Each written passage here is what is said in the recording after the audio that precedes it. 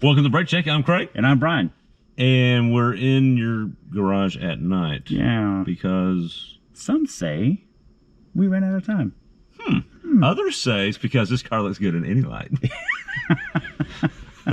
Check out the comments on our previous review of the Sonata. Some people don't think so. We think it looks great. And whatever issues you had with the regular Sonata, the N Line in black just solves it.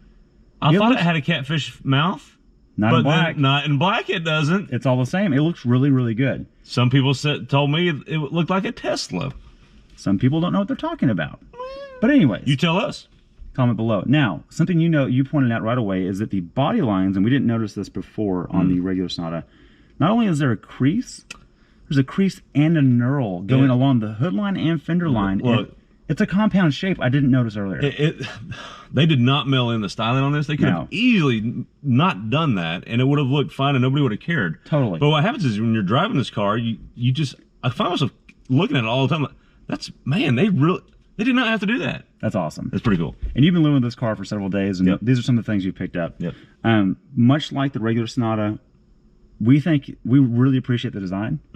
I know I do, and I'm noticing things like that in the black color that I didn't notice in the yellow. That's a good point. I did not notice that. It kind of blended, and it was so much metallic flake, it didn't show as much. That's a good point. What's different with the inline exterior?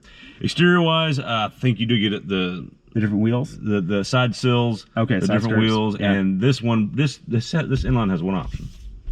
Well, I've got the Monroney right here. I'm going to read it to you, people. Price is $34,374, including destination, inland freight handling, blah blah blah. Two options. One is a $200 option for summer tires.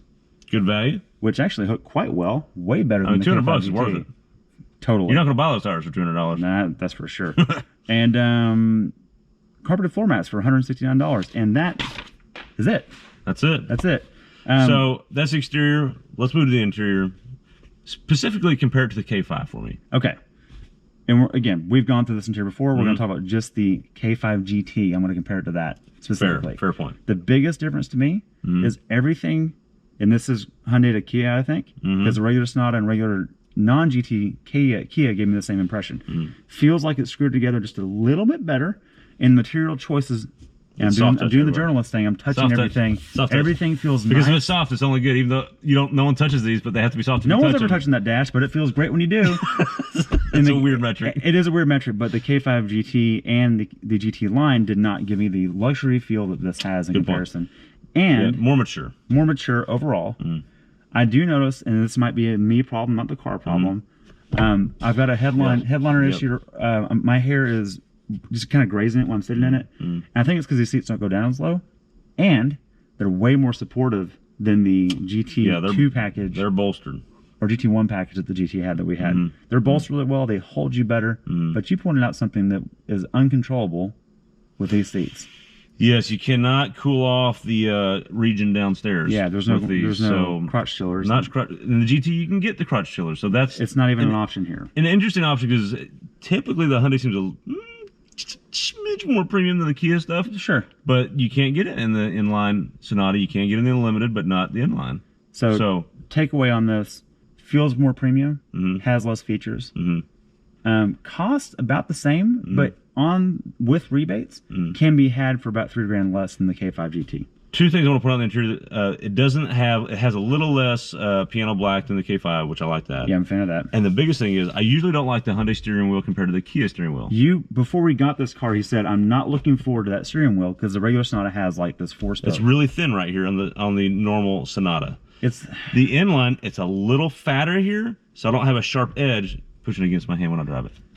That makes a difference. Comment below if you think we should put calipers on steering wheels, just for Craig. Comment below for fat wheels. Everybody knows we like them. Okay. PHAT. Okay.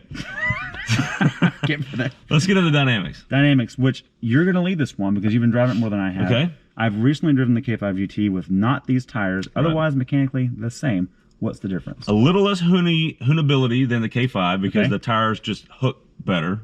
Which has been a complaint for a lot of people, although we found it charming on the K5 GT. There's pros and cons to both those things. Right. Okay.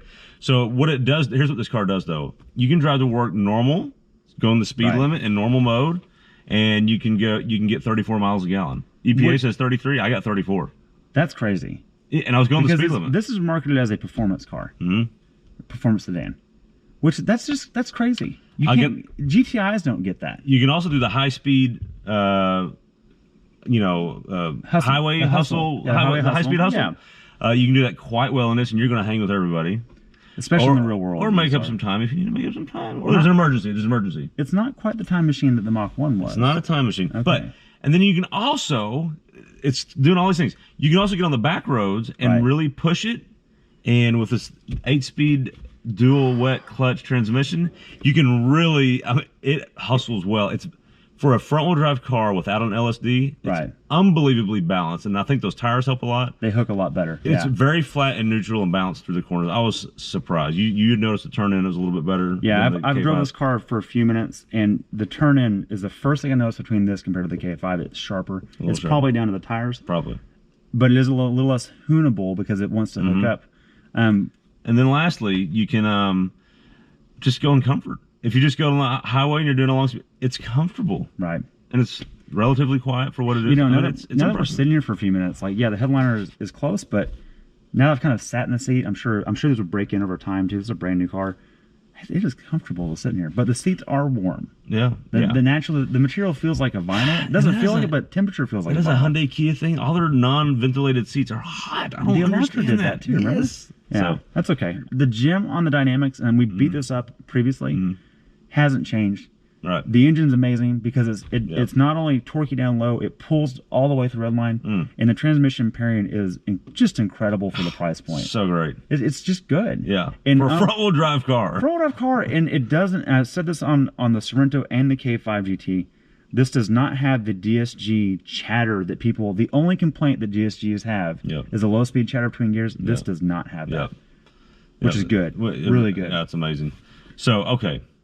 Overland? Yeah, you can overland. Yeah, I can overland this. For sure. Hipster score. I have not thought about this. 3, 2, 1, 5. 4. Okay, pretty good. I shot at the wall on that. I'll tell you, I went with 5. I went with 5 because I probably just actually I forced myself to. You made it up too. I probably went a little too quick. But well, let's just go down the points. Yeah, it's not a Raptor. Right. Apple CarPlay. Yep. Overlandability. I put it at the point that it's more 34 miles a gallon. Yeah, fuel efficiency for it's a car sedan, and it's a car. That's pretty close to 5. 4 or 5, somewhere around there. Look, this is not going to get eco points in the way that it, because there's no eco mode in this car either. Oh, good point. There is no eco mode. There's no actual eco mode. There's normal and there's comfort. And when you have 2 sport modes, that's probably not going to help your hipster score. I'm okay with it. But the point being is that this is also not a garish car. It doesn't scream, look at me. In fact, one of the greatest takeaways that I keep thinking about while we've had this is that in black, no one would know that this thing's a rocket ship. And it's never saying, look at me. When they're trying to get away from you, they can't get away from you. They can't shake you. Yeah, completely. It's interesting in that point because I like a stealth car. I love a sedan. And in fact, that's why I like four-door trucks so much, is because they're just sedans at the end of the day. And I'd be really happy owning something like this. Okay, so I'm glad you mentioned that because that's the last thing we need to cover. Who is this car for? Who's the Sonata N Line, not N Line, for? The letter N hyphen line, Hyundai N Line. I'm actually. I love that I'm saying the exact same thing, but it's supposed to be different. I'm struggling with this a little bit because we've talked about this a lot. Check out our podcast. We beat this thing to death.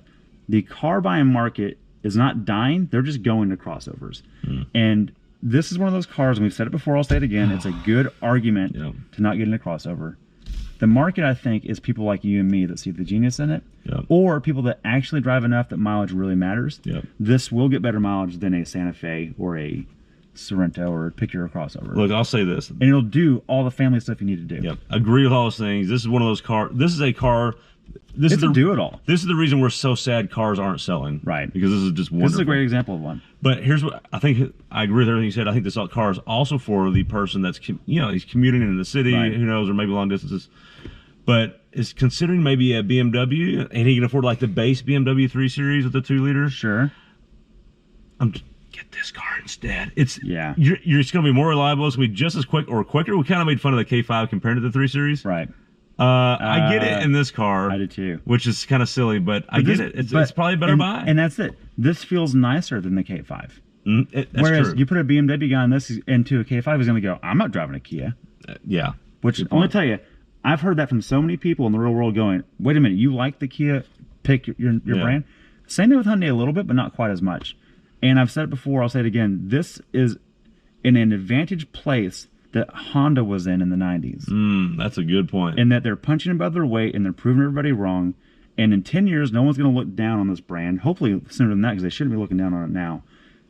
I'm happy with it. I'm glad it's here. I'm going to be sad when they discontinue it because no one's going to buy it. If I was in the market for this car, I would look at this and the Honda Sport 2.0. Interesting comparison. I would land here.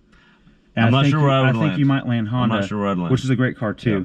I'm just so impressed with the overall performance. This thing drives above its weight class for sure. Absolutely. It's phenomenal. Yep. On that note, thanks for watching. Yep. Be sure to subscribe and all those things that people need or don't. You know, we're glad you're here. Like it if you like it. Don't if you don't. BrakeCheckShow.com for the podcast and all the fun stuff. Or blow us up in the comments. We like that too. Yeah, call us ideas. It's fun. Especially him. Have a good one. Thanks for watching.